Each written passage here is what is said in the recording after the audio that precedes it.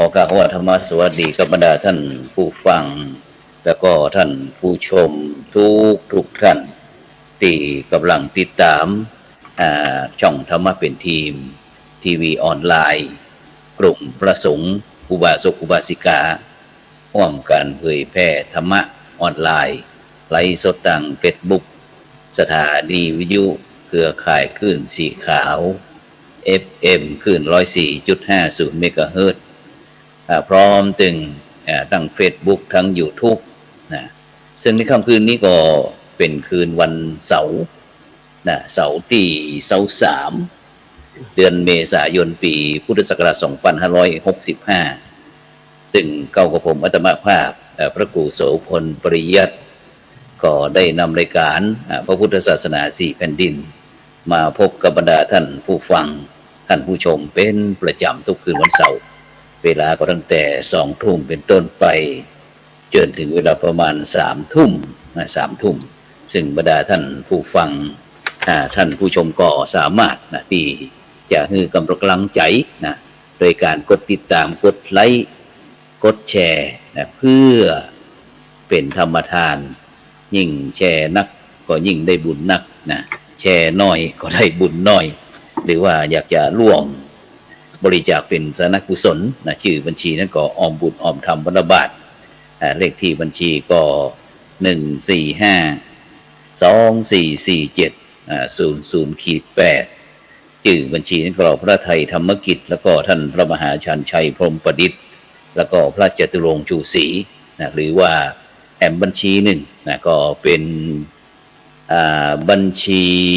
อะไรเอ่ยที่กำลังวิ่งอยู่ด้านหลังนี่นะเป็นบัญชีอย่างนั้นธนาคารไทยนี่เป็นธนาคารไทยพาณิชย์แล้วก็ธนาคารหนึ่งธนาคารนี้ก็เป็นธนาคารกสิกรไทยเลขที่บัญชีนั้นก็376225327-2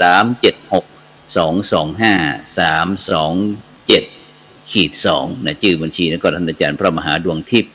ปริยัตถารีซึ่งบรรดาท่านผู้ฟังท่านผู้ชมทุกท่านซึ่งในค่ำคืนวันนี้ก็เอามาพบกันในช่วงเทศกาลมหาสงกรานต์ปีใหม่เมืองก็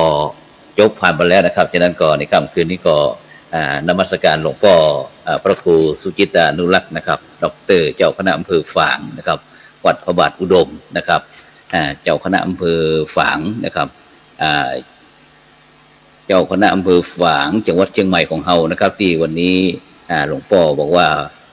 หมดภารกิจแล้วก็ครูเหยนะครับนมัสการครับหลวงพ่อเขาได้ยินครับผมหลวงพ่อเดี๋ยวบ่ได้ยินเสียงครับพ่อครับบ่ได้ยินเสียง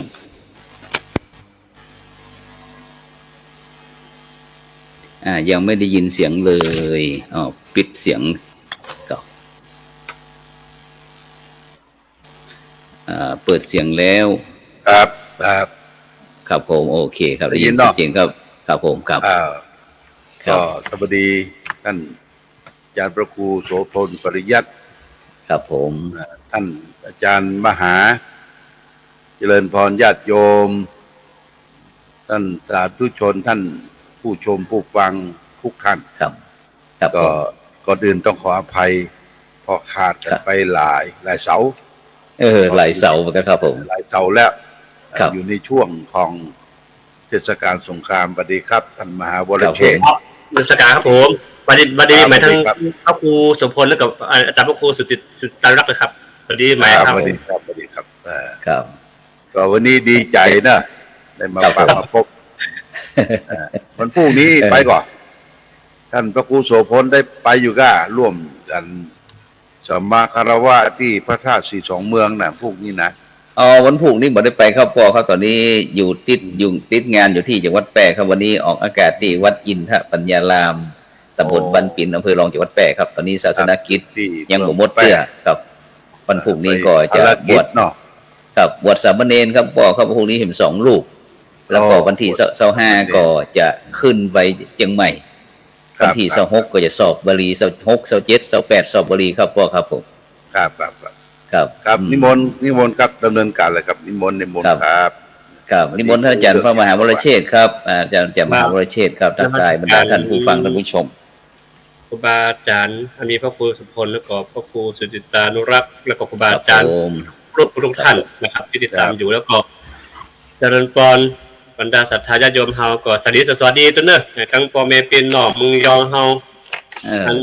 ไม่สูงค่าทั้งจึงตุงตัวเนอะอันนี้เฮาก็มีจึงตุงมาแก่มาล้อ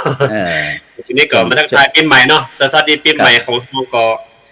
ขอให้ทุกท่านมีความสุขกายสบายใจตลอดปีเนอะครับเนี่ยครับสาธุครับครับผมซึ่งบรรดาท่านผู้ฟังท่านผู้ชมปีนี้ก็การอยู่ในช่วงเทศกาลมหาสงกรานต์นั้นก็ในพื้นบ้านล้านนาของเฮานี่ก็ง่ายก็เจอปัญหาอุปสรรคต่างๆเช่นกันนะบอกว่าจะเป็นเรื่องโควิดระบาดปีนี้ตั้งบางแป้นี่บ่ได้หันการสาดน้ำหดน้ำครับพ่อครับผมที่อันฝั่งเฮาเป็นจะได้พ้องตั้งฝั่งตั้งลำพูนได้หดน้ำสาดน้ำกันพ้องก่อนนี่พวกเปิดเสียงหน่อยหนึ่งครับเดี๋ยวเสียงนิดหนึ่ง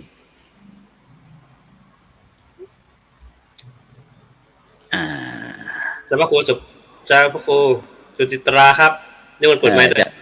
ครับผมโอเคครับยังไม่ได้ยินครับพ่อครับครับโอเคครับก็ปีนี้ดีขึ้นครับดีขึ้นก็มีการสะเก้าดำหัวก็เปิดโอกาสได้สัมมาคารวะกันทางจังหวัดเพื่อทางหลายที่ก็ได้ไปร่วมกันก็มีขึ้นมาเป็นปีที่3ที่เฮาถูกโควิด-19 เล่นงานเนี่ยนะครับผมครับที่ดีขึ้นปากันสัญจรไปมาพบปะสั่งอยู่แต่ก็ต้องยังเฝ้าระวังกันอยู่เนาะเฝ้าระวังนะครับกาดบ่ตกเพราะว่าที่ครับที่มันแม่นี่ก็บอกว่าวันนั้นผมจัดรายการผมบอกว่าถ้าหลังจากที่เสร็จสงกรานต์แล้วคือวัดทุกวัดนะครับในประเทศไทยเตรียมความพร้อมนะครับว่าโควิดจะต้องระบาดเพิ่มขึ้นอย่างแน่นอนครับเพราะว่ามั่นใจถึงครับพ่อครับขี้เหล้าขี้ยานี่นะใครอู้จะได้วันถึงบอกฟังนะแต่ตั้งแต่วันที่15นะวันที่13นี่เป็นวันสังขารหล่องนี่เนาะยังบอกปอดวันที่14เป็นวันเนาแต่วันที่15นี่กับวันพญาวันน่ะชะเก้าดำหัวตั้งแต่ไปเจ้าไปวัดนะครับเนาะทำบุญตักบาตรเสร็จแล้วก็อาจจะลวดหดน้ำขอพรหดน้ำพระพุทธรูปส่งน้ำพระพุทธรูปส่งน้ำพระสงฆ์องค์เนรแล้วก็อาจจะบางที่บางพื้นฐานเพิ่นก็บางวัดเพิ่นก็อาจจะเลยลวดหดน้ำขอพรอันปะอุ้ยไม่อุ้ยด้วยนะครับครับวันนี้เราครับผมเขาก็มาตั้งเก้าเนาะตั้งเก้างานอย่างทุกสิ่งทุกอย่างเนี่ยเขาจังเอาเหล้ามาเป็นใหญ่เนาะวันนี้เราต้องเอาเรื่องของมูลเหล้ามาอู้ห้องเนาะเอาเงามรมนทินของเหล้าของสุราเนี่ยมันเป็นไปจะได้บางที่ก็เอามาใส่ขันตั้งว่ะลูกบูชาขันตั้งใส่อย่างนี้แล้วก็เสียหายปัจจุบันเนี่ยรถจนรถสิ่งรถคว่ำผู้คนตายมากมายครับสุดท้ายก็เรื่องสุราเป็นเหตุนั่นนะสุราวันนี้เราลองมาแกะมาดูต้นต่อว่าเอาจะแยกยังไงปากันยังไงพยายามละลดเลิกสิ่งเหล่านี้เผาเบาบางลงเนาะในช่วงก่อนที่จะเข้าพรรษาเนี่ยจะเตรียมตัวเตรียมใจจะได้นะครับผมซึ่งบางเจ้าผมที่อยู่ที่เมืองแพร่ผมก็ตอนเจ้าผมก็จะออกอากาศตั้งเสียงตามสายนะครับบอกว่าสุราบางเตียก็ฮือศีลฮือป้อนผ่านนี่พ่องขี้เหล้าเพิ่นบอกว่าโอ้ตะลุงเหรอถ้าบ่งานเนี่ยบ่มีขี้เหล้ามันถึงบ่จบเหรออย่างตะลุงฮือศีลเนี่ยสุราเมระยะมัชฌะปมาทฐานะเวลาวันนี้กินเป็นระยะนี่มันเป็นยาอยู่เขาก็บอกอย่างจะว่ามันจะได้ขี้เหล้านี่นะเป็นตีความพิษเป็นเนาะเป็นตีความเข้าเก่านะจ๊ะเนาะคือเปิดจะคือเอาขี้ข้างเข้าถูจนผมดูขี้ข้างผมมีเลยเจ้าก็ฮักนะครับฮักศรัทธาญาติโยมจากจะฮือร่างกายเข้มแข็งนะครับในการเตรียมความพร้อมที่จะต่อสู้กับโควิดที่มันระบาดเมื่อว่าฉีดก็ติดบ่ฉีดก็ติดนะครับเพิ่นว่ากันนั่นนะก็บ่ฮู้จะว่าจะได้นะ ศีลห้าเฮาเนี่ยเนาะศีลห้าเนี่ยโอ้มันเป็นศีลที่ยิ่งใหญ่ถ้ามนุษย์โลกเอาอยู่ด้วยศีลด้วยธรรมอยู่ด้วยความรักอยู่ด้วยความอภัยอยู่ร่วมกันเนี่ยมันสามารถจะคุ้มครองได้ทุกอย่างเป็นสิ่งที่นำมาแห่งความสุขของครอบครัวของสังคมชุมชนประเทศชาติเมืองตลอดผู้ชนทั่วโลกอะเนาะถ้ามีศีลห้าเหมือนกันหมดครับจริงมันเป็นกฎป้องกันทรัพย์สินของตัวเฮาตัวเองนะครับครอบครัวของเราเป็นการประหยัดนะครับเนาะเป็นการประหยัดแล้วก็เป็นการรักษาตัวเก่าเนาะเพราะว่าเอาสุรายามาเข้าพูดมันจึงตับไตข้างในของเฮาก่อนแล้วมื้อนะครับมันฮ้อนแต่จะลุกเนาะมันฮ้อนจะตายแล้วกินก็ยากขณะจะกินยังบีบดังนะครับงั้นบีบดังให้กินอยู่นะแต่จังฮะได้กินแล้วก็กินแล้วก่อนนี่เขากินเขาเหม็นมีผู้ดังหรอมีผู้ดังมากินนี่หรอโอ้อย่างอันปุ่นอันปลาล่ำปลาเหลือไอ้คือมันขนาดว่าเหม็นแล้วนะมันยังกินอยู่ครับเนาะเหม็นยังกินอยู่นั่นเตอะโทษมันมีหลวงพ่อครับอันอย่างเล่าเรื่องยาที่หลวงพ่อได้เกินค้างไว้ตะกี้ว่าอันมันมีความเปลี่ยนไปเปลี่ยนมาจังได๋ก็ครับหลวงพ่อครับได้คณะศรัทธาญาติโยมเพิ่นได้ฟังบ่ดูคือมันเปิ้นก่อนเปิ้นห้องน้ำจันนี่ก็ท่านมหาเนาะน้ำจันใจซับสูงนะครับใจซับราชาทรัพย์เลยกะเป็นราชาทรัพย์จันใช่มั้ยเริ่มต้นเดิมทีมันมาจากของมักของดองที่ผลหมากหลักไม้ไปตกค้างอยู่โกนไม้เนาะโกนไม้กิ่งไม้ที่เป็นฝนแล้วก็น้ำฝนตกลงใส่หมูนกหมูหนูหมูจอนหมูในไปกินแล้วก็เมากันสนุกสนานกันป้นปะครับทีนี้นายพานไปปะใส่แล้วก็ลองมากินดูโอ้เมาแล้วก็ทำให้ขาดสติขาดอย่างเนี้ยก็รู้สึกว่ามันไม่ได้คิดอย่างเรื่องเนี่ยไปนำน้ำจันเนี่ยไปถวายพระราชาก็เสวยน้ำจันหลังจากนั้นมาก็ได้คิดคนได้ปั้นได้แปลงกันบ้านเฮานี่เดี๋ยวก่อนเพิ่นห้องแต่งเหล้านะแป้งเหล้านี่ก็มาจากสมุนไพรนั่นแหละเนาะสมุนไพรต่างๆที่เอามาแป้งเป็นลูกแบนบ้องลูกกลมบ้องแล้วที่ได้เอามามักมาดองถ้ามักดองแล้วดองเข้านึ่งเข้ามาเข้าอย่างเนี่ยถ้าดองแล้วมันตัวยีดตัวอย่างไปทำลายมันจะล่มแล้วเป็นระหว่างเป็นเหล้าน้ำขาวนี่เป็นสุราเป็นกระแช่น้ำขาวแล้วนะกระแช่เป็นสุราครับผมสุราที่บ่ได้กันเด้อเนาะบ่ได้ครับผมตู้ห้องน้ำขาวนี่ก็ทางภาคเหนือเขาก็มีทางภาคอีสานก็มีมักจะเอาใส่อุ้งใส่อุ้งแล้วก็แปงหลอดเอาหลอดบ่กล้วยเตดอย่างจมเข้าไปนะครับผมแล้วก็เป็นของคนจนเนาะเดี๋ยวก่อนเพิ่นบ่ได้กัดครับผมได้กัดของคนจนถ้าถึงเวลาเดือนจีปีใหม่อย่างมีการมีงานก็จะมักเอาเนี่ยเอาเหล้าหมักเหล้าดองเนี่ยเหล้าน้ำขาวมาสู้กันของใครขึ้นบ่ขึ้นทีนี้ต่อมานี่เดี๋ยวนี้ปัจจุบันเนี่ยคือบางคนเนี่ยหันโทษบ่หันโทษนะหันแก่ตัวหันแก่ได้อย่าทำอย่างใดให้เหล้านี่มันขึ้นคือมันขึ้นคือมันหวานเว้ยเนี่ยจะได้เอายาพิษมาใส่ว่ะยาพิษ เช่นว่าเอายาคาเนี่ยไปจุ่มกับจุ่มกับยาฆ่าหญ้าเนี่ยกำมกซนอย่างพวกจุ่มแล้วไปจุ่มนั่นน่ะมันหวานเว้ยแล้วก็หวานเว้ยแล้วคืนไว้บางคนไปดูดไปกินพอตอกเดียวเมาแต่เมานั่นน่ะมันไปบาดคอไปเผาตับเผาปอดเผาปอดบางอย่างกระเพาะวากก็ทำให้เป็นกระเพาะเป็นแผล อันนี้เรื่องการแช่เรื่องของมันเหล้าน้ำขาวเนี่ยนะบางทีมันกับมีดีกรีอ่ะมันเมาขำเมาตลอดนะแล้วก็อันนี้เป็นในของน้ำขาวเนาะตั้งยอบนหัวข้าวเปลือกนะข้าวเปลือกแล้วข้าวเปลือกก็มีข้าวเปลือกคือเขาจะไปจังจิ้งตุ่งนะครับเขาจะเอาแบบคือกระบวนการนี่คือแบบแต่ต่างจากบ้านเราคือเขาจะใส่สาเหล้าคือแป้งเหล้าเนี่ยเขาว่าใส่สามันเอาไปเปื่อยคือเขาจะขุดหลุมดินนะพวกคุณนะครับเอานึ่งเข้าแล้วก็เอาครับเอาตองกล้วยป่ามารองปื้นแล้วก็เอาเข้าในฝังไปด้วยสักคืน2 คืนก่อนถึงจะมานึ่งเอาไอมันต่อเอามันคือจริงๆแล้วการกินเหล้าเมื่อก่อนเนี่ยเพิ่นกินได้ยากจริงๆนะครับคือมันมีการมีงานเพิ่นก็บ่กินนะ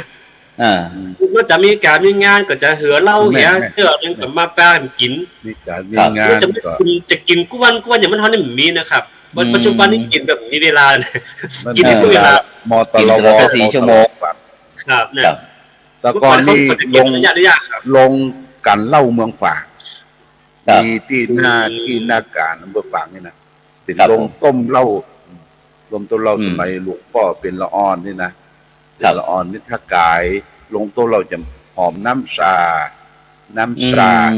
ก็คือน้ำเข้ามาที่เป็นต้มแล้วเอาไปทิ้งนะ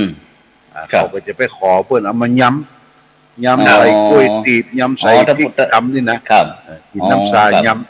ำแล้วเหล้าเมืองฝางนี่ขึ้นชื่อแล้วก็เหล้าเมืองฝางขึ้นชื่อถ้าใครเป็นทหารเกณฑ์ทหารอย่างเนี้ยถ้ามาเปิดปล่อยมาเยี่ยมบ้านเยี่ยมที่เอามาฝากระบาดเจ้านายบอกว่าที่เอาเหล้าเมืองฝางมาฝากว่าเป็นเหล้าบริสุทธิ์ดูเป็นการเป็นมักเป็นดองเป็นการต้มตำกันเนี่ยบริสุทธิ์แต่กันในปัจจุบันเนี่ยคนบริโภคกินกันนักและอย่างใดไปต้มไปกันไปมักไปดองเนี่ยมันบัดตันละครับก็เอาน้ำที่มันใส่บริสุทธิ์ไปผสมด้วยเมทิลแอลกอฮอล์ในผสมครับคนก็เอามาบริโภคกินกันบางทีก็บ่ต้องกันผสมเอาครับนี่ก็ทำให้เนี่ยพิษภัยต่างๆเนี่ยมันรุนแรงกว่าเก่าตับว่าคนจะกินเหล้ากินสุรานี่จะต้องกินก่อนเข้าเพื่อท้องว่างมันจะเมาดีมันจะขึ้นดีเนาะเมาดีขึ้นดีเนี่ยเนี่ยครับคือ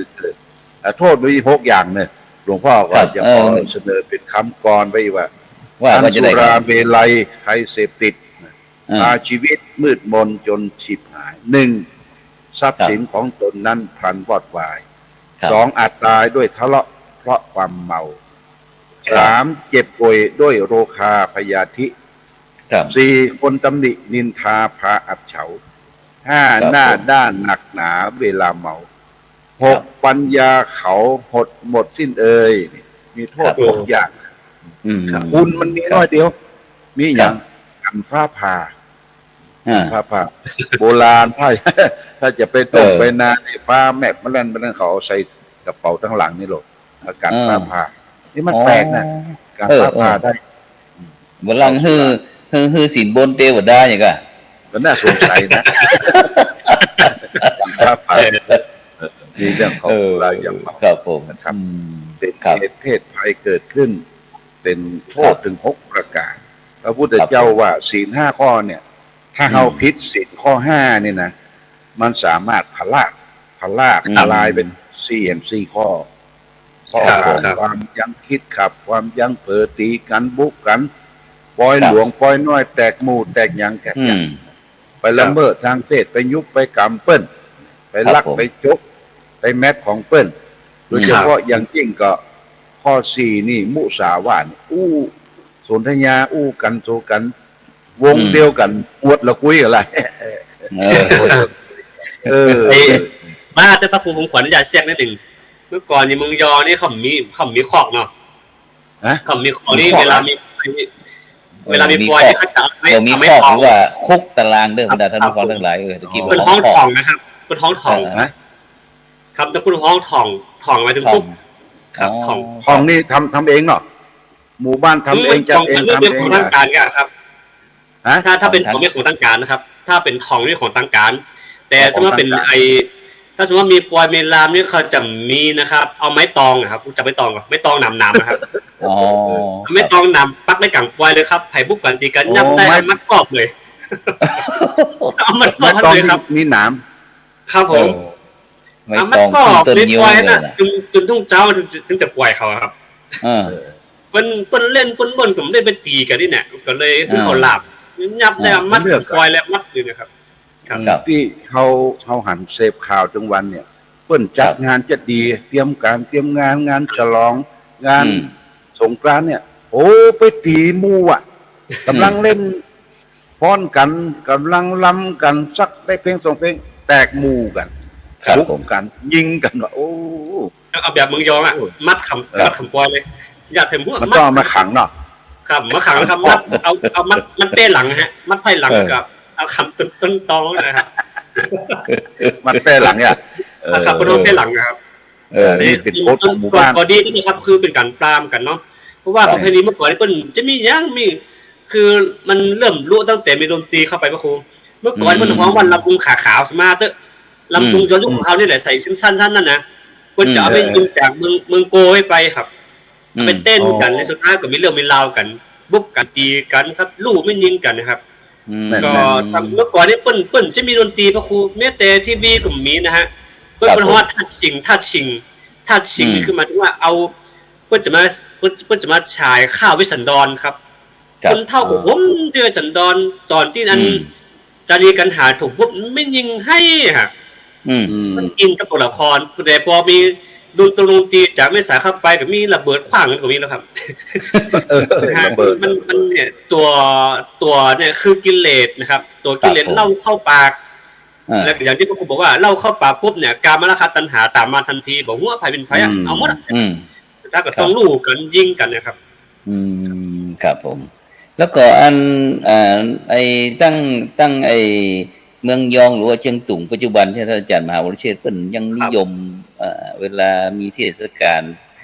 อย่างเทศกาลปีใหม่เมืองเขาจะได้เพิ่นก่อยังมีการดื่มกินกันอยู่เนาะเดี๋ยวนี้เนาะทันสมัยขึ้นก็มันเปลี่ยนไปนักขนาดพระครูคือเมื่อก่อนนี่เพิ่นก็ว่าแต่ละปีเพิ่นจะฆ่างูให้เตือนแล้วเพิ่นจะยุ่มกันเนาะอ้อนยุ่มงัวกันเลยนะครับถึงบ้านเพิ่นก็ออกดอกสตางค์กันไปก็ไปจะฆ่างูฆ่าควายเตือนนั่นน่ะครับนอกนั้นจะกินผักกินไม้แต่ที่ปัจจุบันนี่คือมันอย่างว่าการรีก็ดำเนินขึ้น24 ชั่วโมงเนาะครับก็จะมีขึ้นนะครับเหล้าก็ขายง่ายขึ้นเมื่อก่อนได้เหล้านี่ถ้าอันเปิ้นจะขายเปิ้นต้องเหือคนเดียวต้องหุงคนเดียวแล้วก็ได้ซื้อเอาย่านทีเดียวครับจำประเดี๋ยวนี้มันตลาดมันหาได้ง่ายทั้งจีนก็เข้าไทยก็เข้าม่านก็เข้าเบียร์ยิ่งเยอะแยะครับเดี๋ยวนี้เป็นสังเกตดูนะครับพระครูเวลาไปเมืองยอไปจีนตุงเนี่ยเดี๋ยวขวดเบียร์เฮียเบ้อครับ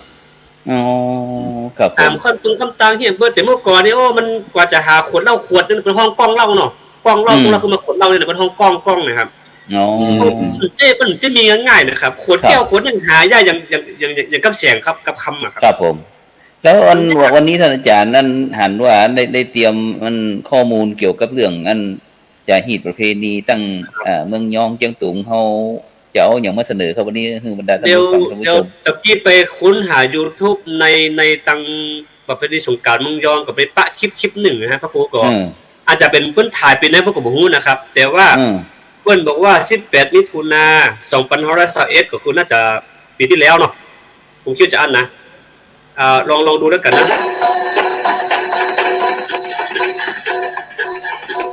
มีแชร์แต่แป๊บเดียวภาพแชร์ยังแชร์ภาพยังมีแต่เสียงมาแล้ว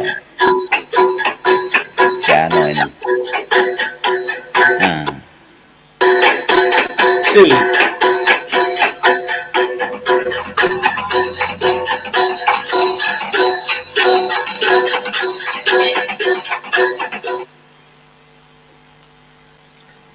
มันมาเสถียรพระครู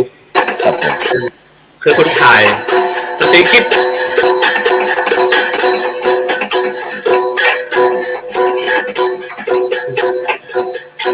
นี้เป็น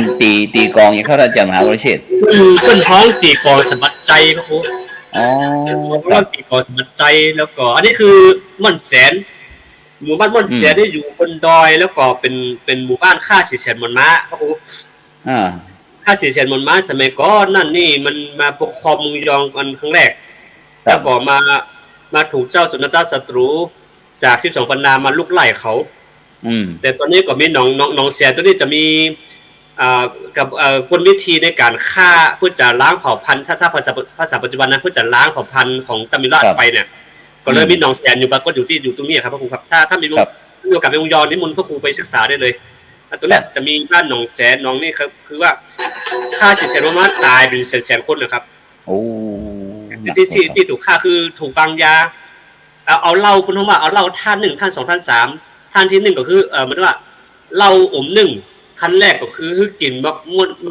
ม่วนที่2มักมึงมังนี่เนาะพระครูเนาะที่3ก็ใส่มะเขือบ้าเข้าไปตัวอ่ะครับเอามะเขือบ้าก็ทำให้เป็นบ้าเป็นเมาก็ช่วยโอกาสฆ่าตรงนี้เลยครับพระครูตรงนี้บ้านตรงนี้ครับเป็นบ้านประวัติศาสตร์ครับแป๊บนึงครับอันนี้คือทั้งเกียรติดูครับวัดอย่างก็อันนี้วัดม่อนแสนนะครับวัดม่อนแสนเมืองยองอยู่ไปตังหูควงก็วิธีการต้านทำการสงการคือมีไม้สีเนาะตุงไม้กำสีตุงครับสีเลยครับก็คือเรื่องการเปลี่ยนแปลงกับเปลี่ยนแปลงเป็นนักครับพระครูครับครับผมแต่ว่าคนเข้าวัดกำอย่างการนี่ก็คือนักอยู่แต่ว่าเรื่องตุงเรื่องตังนี่การตัดกฎค่อนข้างจะบางครั้งก็จูงง่ายก็คือเอาตังเขาเข้าไปเอาเข้าไปคือที่12ราศีแต่เมื่อก่อนนี่เพิ่นจะตอเองเพราะว่าคือมันมาตอเองมันทำเองครับแล้วก็ไปผ้าฝ้ายนี่เนาะผ้าฝ้ายตรงแล้วก็มาแต่งเองแต่ปัจจุบันเอากระดาษเป็นหลักครับก็คือมันง่ายขึ้นเพราะว่าเราอ่อนรุ่นใหม่ก็คือบ่ได้เรียนเรื่องละเอียดอ่อนเรื่องอย่างต่างๆนานาเนี่ยจากคนเฒ่าก็ถ้ามีกำลังก็ทำไปอย่างไปอะครับก็ทำได้อยู่แต่ที่นี่ก็จะมีไม่กำก็จะเหมือนบ้านเฮาก็คือต่างคนต่างทำเอาถ้ามีเจตนาที่จะไปฟันกับฟันเอาตาเข้าป่าฟันคนเดียวเขาแต่ว่าได้บัดได้วันเต้ากันนะครับแต่มันใหญ่อย่างบ้านเฮาเนาะบ้านเฮานี่ใหญ่นะครับครูเนาะไปกำเป็นกิจลักษณะใหญ่ๆนะครับอันนี้คือประเพณีที่ของเมืองยองครับผมที่นี่นันตะพวกเขารักเขาคุณทั้งหลายจงมีจักอยู่ดีมีสุขจักได้หลอนใจโดยชัดอันนี้เจ้าวาดตรงนี้ไปแล้วพระครูครับมาเหลือแล้วครับชิบไปแล้วลาสิขาไปแล้วครับซึ่งลาสิขาไปปีนี้เนี่ยก็วัดนี้ก็เลยเดี๋ยวนี้ยังมีเจ้าวาดด้วยกันโมเดี๋ยวรอด่านเปิดจะไปจองไว้อันนี้เปิ้นอย่างเปิ้นทำมังกรการมังกรครับเป็นหัวมังกรมังกรเนาะกรณีเนี่ยสังเกตว่าเปิ้นจะมีถุงเจตาด้วยพระครูว่าถุงเจตามีถุงเจตามีไม้กำมีอย่างเนาะครับจะไม่กำนะครับไม่กำมันจะมีไม้อ้อแล้วก็มีอย่างมีได้สมุนจะอยู่นะฮะครับบอกนะไม้อ้อกระบอกทรายอย่างนี้ครับเขาจะมากำตัวนี้แล้วทีนี้พอเสร็จแล้วเนี่ยก็จะเอาไปกำเฮือนกำตามแจงหอถึงเฮือนของตัวเก่าครับเพื่อเป็นสิริมังคละของแก่ของเดือนดาวในฐานะขึ้นต้นปีใหม่ของเฮานะฮะเอาวิทยานี้เรียนดับไฟพยาศัตรูเมนสักนี่สักหน่อยจักได้เอาเกี่ยวเจ้าสามประการปินที่คุณจึงได้อยู่ยินเป็นสุขไปแล้วไม่พอสร้างปิ้นใหญ่ฟังดูนี่เหมือนจะอันนี้ส่งปีใหม่นะพระครูเนาะครับว่าประกาศทำนายว่าปีนี้เนี่ยจะมีอย่างเป็นใหญ่เนาะครับแต่อันนี้บอกว่าไม่อ้อจ้างคือที่ว่าที่อยู่ในสเต็ปของเขาครับพระครูไม่หรอกครับที่ว่าไม่อ้อจ้างที่พวกไอเทวฤาษีอยู่อ่ะครับครับผมครับไม่อ้อจ้างเป็นใหญ่นี่ฮะเขาได้ฟังเนี่ยมันเขาบึงใหม่ปีนี้ถ้าอันมหาสงกรานต์ปีนี้ที่ประเทศไทยเขานี่รู้สึกว่าจะดุสักหน่อยหนึ่งครับเพราะนางสงกรานต์นี่ขี่จ้างครับขี่จ้างกำมีดกำหอกกำดาบจะโมโหจะเกิดต้นสงครามโมโหนะครับเนี่ยสุปฏิปันโนภะคะวะโตสังโฆสังฆังนะมามิยานาสัมปะสัมปะยานาคัสเตส ตตาสาสาวะเตเตตะกินายะตายากทานาสัมสัตุวายานาเตตตาสาสาวะเตเตอะระติมายะตา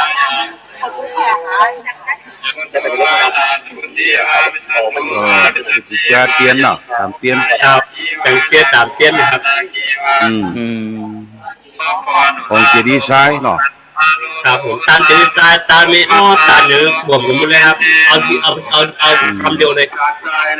ตามตุงตามไม้กำสีแล้วก็จะดีไซน์ไม้กำแต่ผมติดใจตรงที่ว่าที่อาจารย์บอกว่าอันไม่กำเหรอเนี่ยแล้วก็จะเอาก้าไปบ้านไผ่บ้านมันที่ว่าไปกำเนี่ยอันหลวงพ่อว่าจะได้ครับหลวงพ่อครับตีตั้งเชียงใหม่ของเฮาหรือว่าล้านนาของเฮานิยมเอาไม้ไปกำ เฮาล้านนาเฮานี่ก็แตกต่างออกไปเฮามักจะไปกำไม้โพต้นโพเนาะกำก็ต้นโพต้นสีมหาโพต้นสีนะครับเนาะต้นสีมหาโพไม้กำบ้านเฮาจิใหญ่ก็มีคนแบ่งขายด้วยนะการไม้เนี่ยแบ่งขายถึงเวลาเนี่ยที่นิยมกันนักก็คือแถวสัมปะตองจอมตองเนี่ยปะเต้าละลามมาถึงเมืองฝางถ้าวันได้แห่ไม่กำโมแรงนะรถเว้นบัดได้ปดโตแห่ไม่กำมาหามลายละเมากันวันม่วนเขาอีเนาะเหมือนม่วนกันก็ได้สตางค์อยู่นะแต่ถ้าทางเมืองแพร่ครับพ่อครับอันเอาไม้ซักเป็นต้นเลยนะครับคนก็คิดอันเอาไม้ซักเป็นต้นใหญ่ๆเนี่ยบางคนที่มีตามตรงตามหน้าอย่างต่างเนี่ยตัดเอาเป็นไม้กำเนี่ยเอาไปถวายวัดเอาแปลงกุฏิห้องศาลาห้องอีหลวงพ่อครับโอ้ดีกันเป็นต้นเลยนะครับผมก็ว่ามันเป็นงั้นวิธีคิดแบบมาใหม่ที่ว่าเราเอาใจตามความ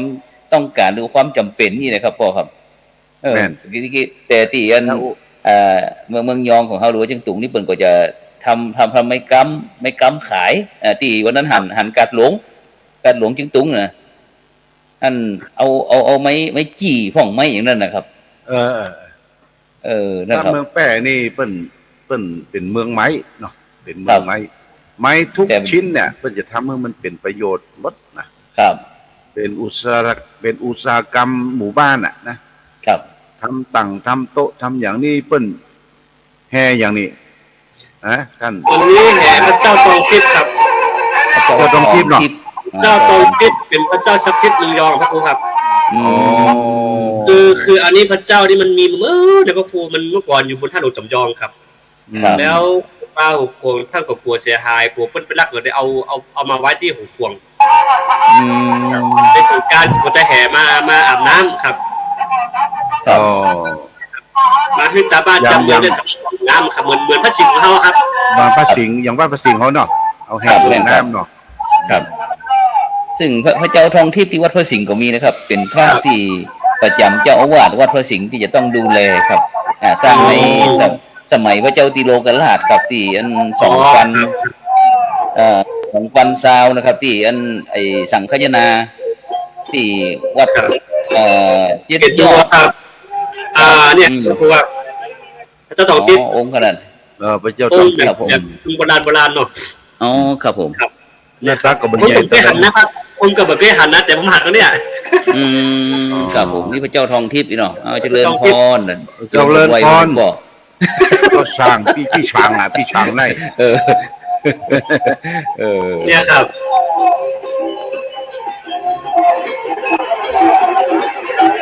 เสียงก็จะใหญ่ด้วยพระคุณเนาะครับเน่นโมลีใส่ใหญ่โมลีใหญ่กว่าโมลีใหญ่เพราะว่าเป็นอาจจะเป็นนั่นพระพุทธศาสนาเขาตั้งปุ้นนะครับหลวงพ่อเนาะมีที่ก่อนจะนี่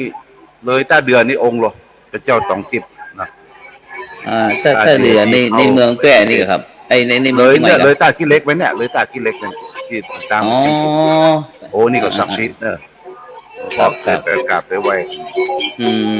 ครับครับผมครับพูดกันต่อโอเคครับผมเดี๋ยวจึงตุงเอาไว้ก่อนครับผมครับฉะนั้นก่อนจะได้ดี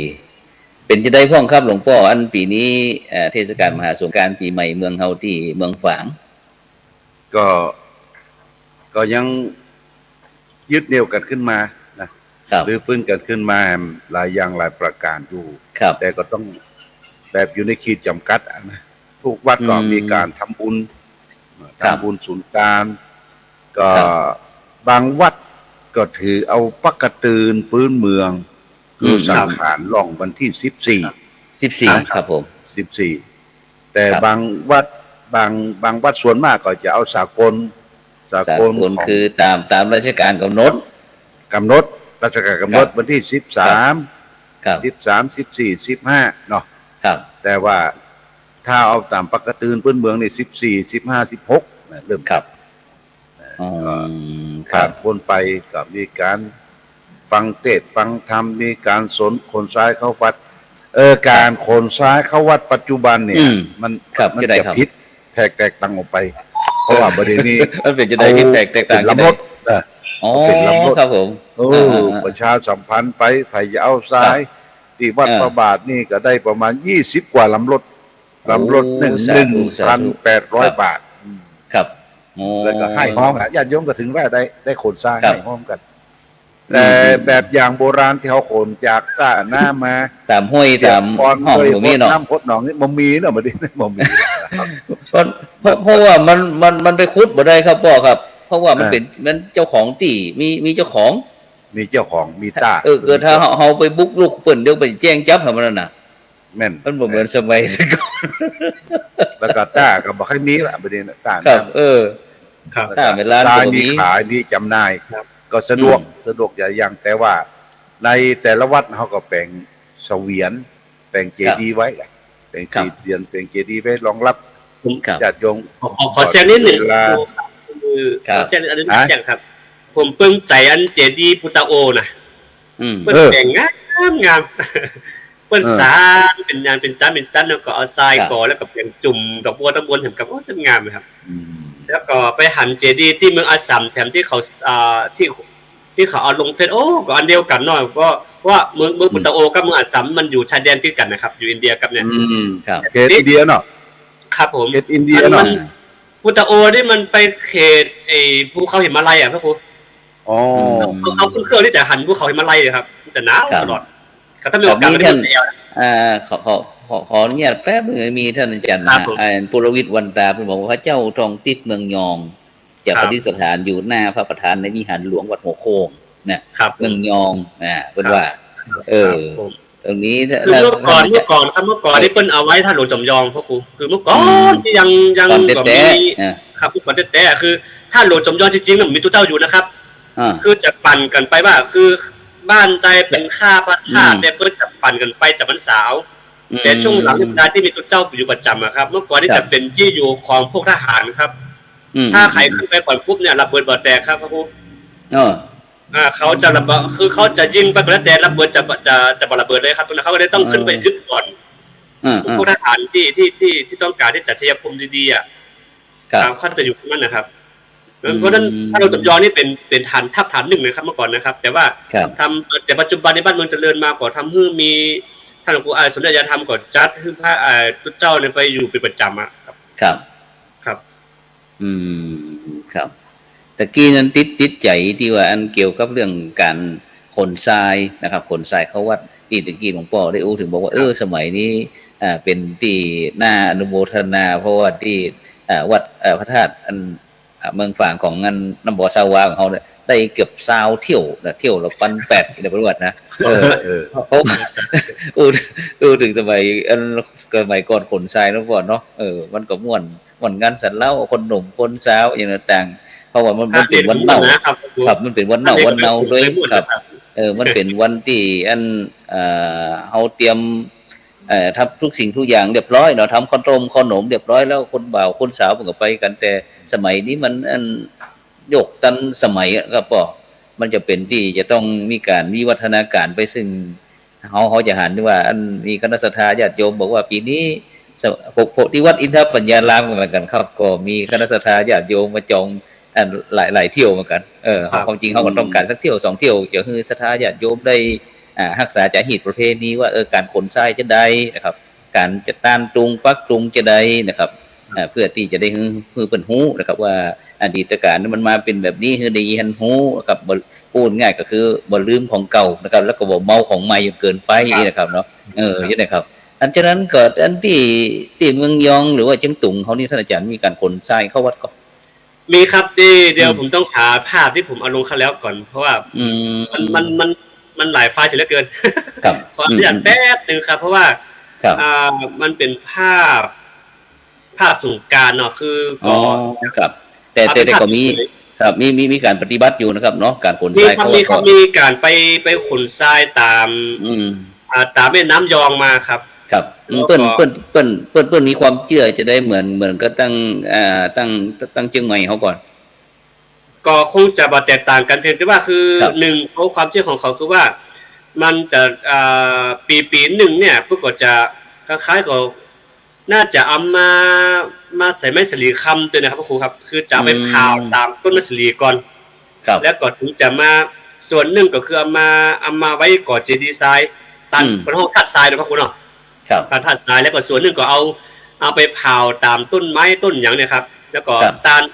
แล้วก็ไอ้ทรายที่เพิ่นตาลมันนั่นก็คือเอาไปเผาตามของบ้านของจองเฮาคือป้องกันเสน่ห์สันไลตัวเนาะคือมันความบดีเหมือนกันทั้งหลายเพิ่นป้องกันเคยครับพวกคุณครับบ่ได้อันไปพกเข้ามาก็บ่ได้ครับครับผมนึกว่ามาเข้าเราทรายไปใส่ตัวนี้นะอ๋อมีครับพวกคุณว่านี่มีครับแต่ว่าส่วนมากก็คือวันปากปีวันหยังก็ต่างเขาต้องขอปุจจาเหมือนมันเฮาอยู่ครับครับผมมันปากปีนี่เอาที่สัมปย่างหลวงก่อนนะพระครูเนาะครับผมได้ครับสัมปย่างหลวงก่อนมีพระครูครูบาเฮาครูบาเป็นก็เป็นกินครับเพราะว่าประเดี๋ยวนี้ญาติโยมก็ค่อนข้างรุ่นหลังก็จะบอกหูแล้วก็หานะคนเนาะอันนี้คือบ้านคุณเฒ่าแก่ที่นี่ก็ยังปฏิบัติกับต่างไว้ว่าวันปากปีนี่ก็จะมีการตาลเข้าหลวงพ่อปุจจาเสียเข้าหลวงพ่อปุจจาเหมือนเมื่อก่อนอยู่นะครับแต่ตังลือตังยองอันนี้เข้มข้นนะครับเนาะสบายก็เป็นตาเข้าหลวงพ่อปุจจาวันปากเดือนเสียเข้าหลวงพ่อเสียเข้าหลวงพ่อปุจจาคนไปทำการทำงานพ่อแม่ก็เสียเข้าหลวงพ่อปุจจาคือหมดพระครูครับแต่บ้านเฮานี่ก็ประพฤติตามธรรมเนียมบ่ได้ครับตามที่มีอยู่แต่เมืองยองตังเชียงตุงนี่เข้มข้นเรื่องเข้าหลวงพ่อปุจจาครับครับที่กับท่านอาจารย์ปุรวิทย์เป็นบอกว่าที่เชียงตุงจะมีการขนทรายเข้าวัดอยู่นะโดยจุดพักก็คือต้องเอาทรายที่น้ำแม่ลาบนะมาก่อโดยนะเพื่อเป็นโจกเป็นลาบน้ำแม่ลาบเพื่อเป็นโจกเป็นลาบนึกว่าจะได้กินลาบกินซ่ากับที่เมืองเชียงตุงท่านอาจารย์ปุรวิทย์วันตาถ้าว่าเข้ามาสักน้อยก็ได้เด้อท่านอาจารย์ปุรวิทย์วันนี้เอามาช่วยเสริมสักน้อยเพราะว่าวันนี้เขาก็จะอู้ถึงเรื่องอันการครบ2ปีของจ้องทำเป็นทีมฮอตตัวครับวันนี้นะน้อยหนึ่งครับทั้งหมดทั้งเสียงนี่ที่เขาอู้เนี่ยอู้แล้วก็ต้องไปดูไปหันนะครับผมไปดูไปหันนี่ขอคือโควิดมันหายไปทั้ง3ลูกแล้วทั้งอาจารย์คารวะท่านก็จะได้ปลากระเตียวเนาะเอารถไปเอวบุกตั้งแต่ยังตุงไปถึง12 ปันนาไปหมดเนาะอย่าโยมเตรียมไว้เนอะเตรียมถุงเป้งไว้ไปตัวเจ้าแต่รถตังเฮานี่เฮาบ่ใจรถตังเฮาเนาะใจรถตังฝั่งปุ้นตังเชียงตุงก็ใจรถฝั่งปุ้นพอต่อเขตไปจาก12 ปันนาก็ใจรถฝั่งปุ้น12 ปันนาต้องขึ้นรถไฟเร็วไปรถไฟครับอันนี้ที่อู้นี่ต้องจุงต้องเอาศรัทธาญาติโยมไปเอวเป็นนอนแฮมเป็นมือไปจิ้มมาหาไปจิ้มต้นหนมเนาะสัญญากันไว้เนอะรอโควิดมาหายดีๆเนาะพระครูโสพลรอมาเป็นปีที่3แล้วครับหลวงพ่อครับท่านมหาท่านเป็นเจ้าของถิ่นโลดเจ้าถิ่นนำตาเดี๋ยวผมพาไปฉลองมันไม่หายมันยื่นเลยครับวันได้กันครับฉลองเอาแบบโบราณเลยครับเอาประเพณีพิธีกรรมทั้งพุ่นมาเลยเอาไปรอต้องไปดูพิธีกรรมครับเอาไปพอเปิ้นแกงอย่างเอาหม้อขังไงตั้งกลางควงหัวรุ่นมาเล่นเอาแกงชาบกินคนไฟตึงนั่นล้ำอร่อยนี่หมดท่านอาจารย์พระครูโสพลสรุปกันจะหมดเวลาซึ่งผมก็เสียดายครับสมัยก่อนที่ผมอยู่ที่วัดพระพุทธบาทตากผ้านะครับอันอยู่โดย ครูบามหาเขื่อนครับมหาเขื่อนคำนะครับเพิ่นก็จะมีความสนิทสนมใกล้ชิดกับพี่น้องลูกศิษย์ลูกเนรที่เมืองยองครับ ครับซึ่งก็เสียดายเหมือนกันว่าเฮาบ่มีโอกาสได้ไปย่ำเมืองยองจนถึงปัจจุบันนะครับเกือบ3-40 ปีนะครับบ่มีโอกาสไปเลยนะครับฉะนั้นอันโชคดีนะที่หลวงพ่อบอกว่าเฮาหมู่เฮาสัญญากันเลยนะครับตั้งใจเขาอยากจะไปเมืองยองเพราะว่าอยากไปเรียนรู้ว่าเพราะว่าอันต้นตระกูลแท้ของผมนี่ก็อันอพยพมาจากอัน12ปันนาครับพ่อครับมาจาก12ปันนาเข้าเจียงแสนเจียงของนะครับมาเจียงไอ้เหรอเจียงคำนะครับพะเยาครับแล้วก็มาถึงจนถึงแพร่เมืองรองเนี่ยครับเป็นคืนมาเนาะครับแต่เพิ่นก็อันคล้ายกับคนจีนหลวงพ่อครับบ่อันสันนิษฐานว่าบ่ฮู้ว่าจะเป็นอันขืนจีนแปลเป็นคนจีนก็อย่างต่างๆนี่ครับเพราะเพิ่นก็ค้าขายเหมือนกันครับก็เป็นจีนค้าขายเหมือนกันแต่อพยพมาทางปุ้นหรือว่าเพิ่นจะได้บ่ฮู้อีกแต่ก็เป็นคนเมืองเป็นนั้นป้นานหลวงป้นานหลวงนี่เพิ่นบอกว่าอันวันนั้นไอ้เพิ่นอธิบายบอกเป็นเจ้าอาวาสแล้วซึกแม่นค่อนข้างที่จะมีอันเจ้าวาดนี่ซึกไปเพื่อห้องนานหลวงครับแม่นครับฉะนั้นก็อันเพิ่นไทยหน้าตาดีก็เลยมีอันภรรยาหลายคนครับผมไปตรงไหนก็มีทั้งนั้นพระครูโสพลบ่ได้เจียกันแล้วครับผมครับ